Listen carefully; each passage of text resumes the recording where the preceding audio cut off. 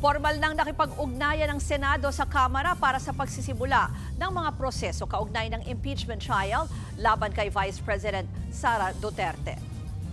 At para sa ibang detalye live mula sa Senado, nasa frontline ng balitang yan, si Mean Los Baños. Mean, ano pa ba itong mga ibang detalye tungkol sa pag-usad na itong impeachment trial?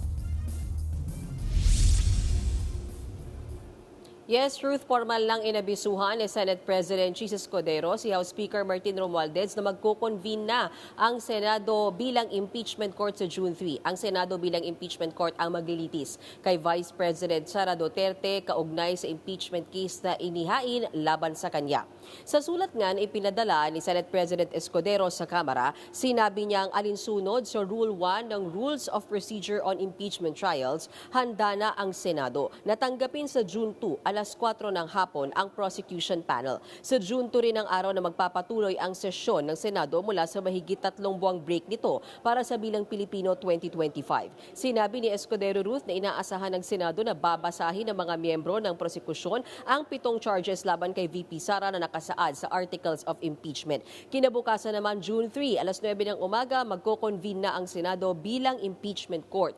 Posibleng sa parehas na araw din ay manumpa na ang senator judges. Sa June 4, inaasahang tatanggap na ng pleadings ang impeachment court at ang pre-trial ay gugulong mula June 24 hanggang July 25. Ruth, sa July 29, isang araw matapos ang ika-4 na sora ni Pangulong Marcos, diyan naman inaasahan na manunumpa yung mga senator judges, mga bagong senador o bagong elected na senator bilang senator judges. Pagkatapos niyan, sa July 30, gugulong ang impeachment trial. At kung masusunod nga, itong proposed timeline ni Senate President Chis Escudero, gusto niya 9 a.m. Monday to Thursday magsisimula gugulong ang impeachment trial 9 a.m. hanggang 2 p.m., 2 to 3 p.m. and then sa hapon naman isasagawa ng Senado yung committee hearings at mga sesyon. Ruth?